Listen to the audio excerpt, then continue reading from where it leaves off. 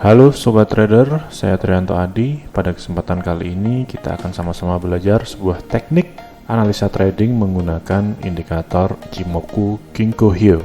Ichimoku adalah indikator yang terkesan rumit namun sebenarnya cukup mudah jika kita sudah paham tentunya. Jika selama ini kalian kurang familiar atau sudah mencoba mempelajari Ichimoku tapi masih puyeng karena banyaknya garis, simak video ini dan rasa puyeng Anda akan hilang.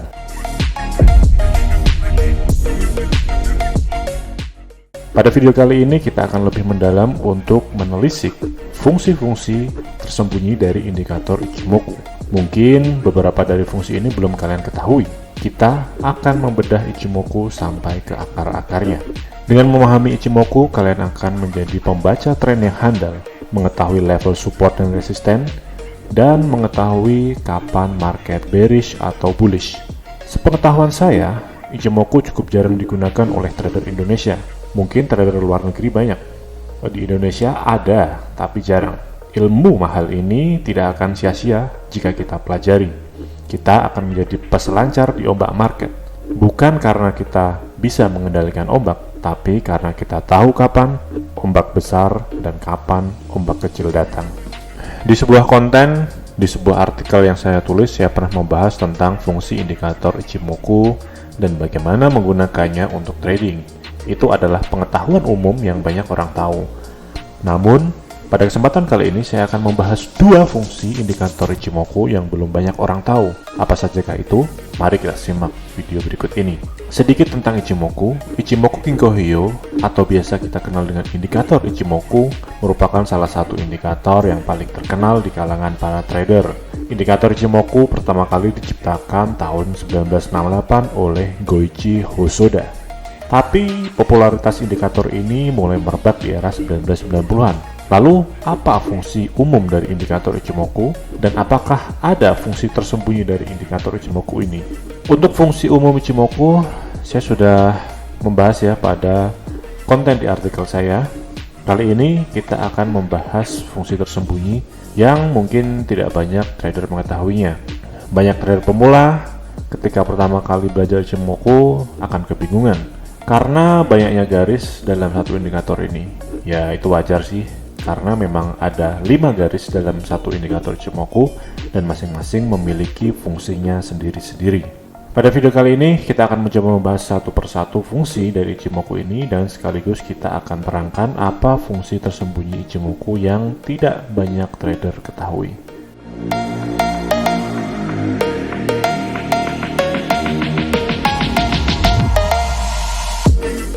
Tapi sebelumnya kita akan membahas periode angka pada indikator Ichimoku. Nah, pada indikator Ichimoku terdapat settingan default angka yaitu 9, 26, dan 52. Sebelum kita membahas tentang fungsi tersembunyi dari Ichimoku, kita akan membahas hal dasar yaitu apa makna di balik angka ini. Sebenarnya tidak ada orang yang tahu pasti apa makna ketiga default angka tersebut kecuali penciptanya sendiri tentu ya. Tapi menurut beberapa ahli, angka 9 adalah jumlah jam dalam satu hari, yaitu jam kerja ya tentunya. Lalu angka 26 adalah jumlah hari dalam satu bulan, yaitu hari kerja. Dan 52 adalah jumlah minggu dalam satu tahun. Itu adalah angka yang menampilkan market open pada kala itu ya. Kalau sekarang mungkin 24 jam per hari.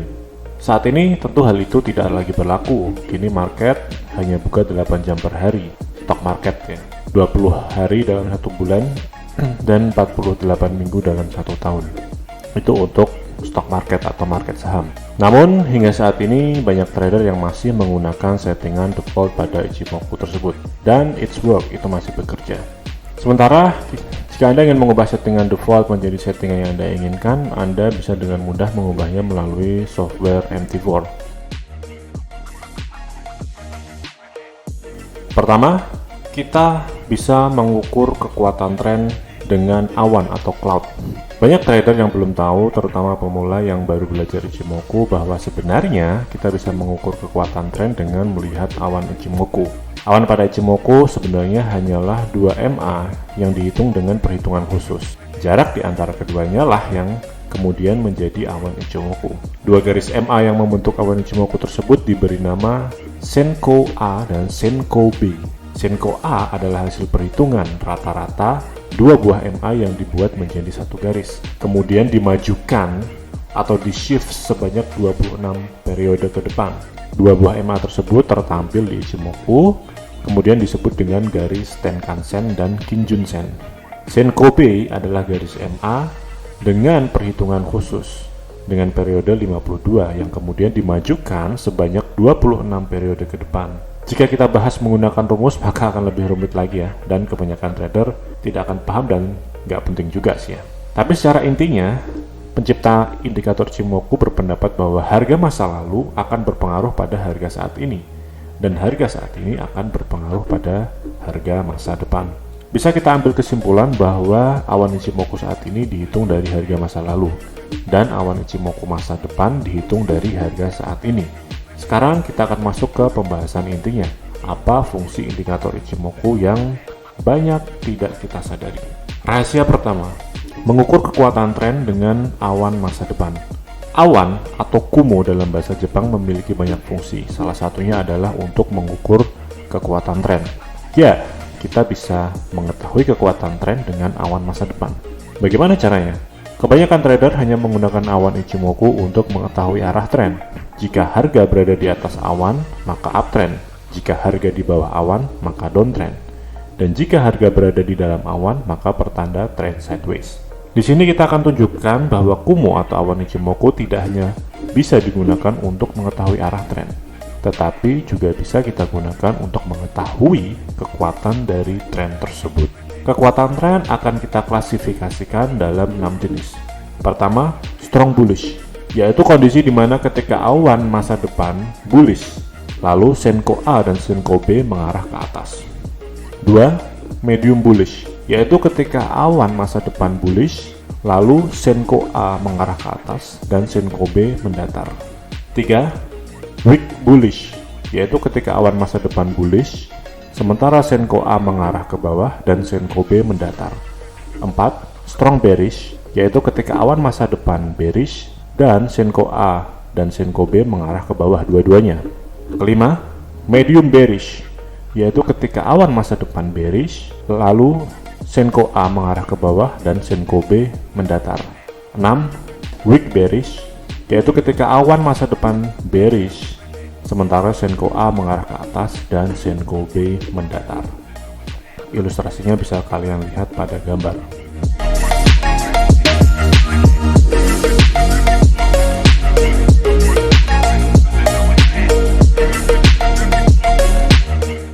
Lalu, apa tujuannya kita mengetahui ke-6 klasifikasi tersebut? Kita bisa gunakan itu sebagai rules kita. Misalkan kita hanya akan trading ketika terjadi strong bullish atau strong bearish, atau kita akan trading pada kondisi tertentu sesuai dengan pengamatan kita, karena trading adalah berdasarkan pengamatan. Lalu, apa rahasia kedua? Yaitu mengukur range pergerakan harga dengan awan masa lalu. Sebelumnya kita sudah membahas bagaimana awan masa depan bisa kita gunakan untuk mengetahui kekuatan tren. Tapi masih ada satu rahasia lain dari awan Ichimoku yang tidak banyak orang ketahui, yaitu kita bisa mengukur range pergerakan harga dengan menggunakan awan masa lalu. Ini akan sangat penting bagi kita untuk menentukan TP dan SL yang tepat. Awan masa lalu bisa kita gunakan untuk menemukan garis support dan resisten. Artinya, level-level harga yang diciptakan awan masa lalu akan menjadi tempat memantulnya harga. Ini sungguh menarik. Tapi, tidak sama dengan menentukan garis support dan resisten pada umumnya. Ketika menggunakan awan masa lalu, ada aturan yang harus kita ikuti. Antara lain, jika Senko B flat di masa lalu, maka akan menjadi support dan resisten yang kuat. Semakin panjang garis flatnya mengindikasikan semakin kuat pula support dan resistennya. Jika Senko A membentuk puncak atau lembah lancip di masa lalu, maka akan menjadi support dan resisten kuat. Semakin lancip puncak atau lembahnya, maka semakin kuat pula support dan resistennya. Contoh, pada Senko B, rumus perhitungan yang dipakai adalah menghitung harga median dari 52 periode dan memajukannya sebanyak 26 periode ke depan. Apabila terjadi garis flat pada Senko B, itu adalah pertanda bahwa di masa depan itu akan menjadi support atau resisten yang kuat tempat memantulnya harga. Untuk lebih jelasnya, kalian bisa lihat pada ilustrasi berikut. Sementara pada Senko A, rumus perhitungan yang dipakai adalah menghitung perbandingan median dari periode 26 dan 9. Saat garis Senko A membentuk lembah dan puncak yang tajam atau runcing, biasanya di masa depan harga akan menganggap itu sebagai support atau resisten yang kuat, sehingga harga akan memantul di area tersebut. Jadi, untuk sementara itu adalah dua fungsi tersembunyi dari indikator Ichimoku yang mungkin belum kalian ketahui. Kita sama-sama belajar, kita sama-sama trading, dan kesimpulan yang kita dapatkan mungkin adalah sebenarnya jika kita mau mengulik lebih dalam lagi tentang indikator Ichimoku, tidak akan ada habisnya. Masih banyak fungsi tersembunyi lain yang bisa kita pelajari.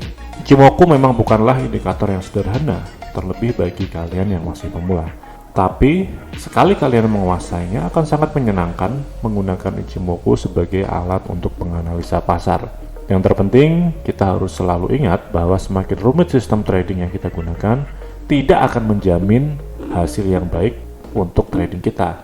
Sebaliknya, semakin sederhana sistem trading kita, juga tidak menjamin hasil trading kita akan menjadi buruk. Semua tetap bergantung pada mental kita, psikologis kita, dan money management yang kita terapkan untuk menghadapi ganasnya ombak pasar. Terakhir, mengutip quotes dari seorang anonim, "First, you must learn to play by the rules, then you must forget the rules and play from your heart." Oke, sekian penjelasan saya tentang indikator Ichimoku. Jangan lupa share, like, dan subscribe. Sampai bertemu di kesempatan selanjutnya.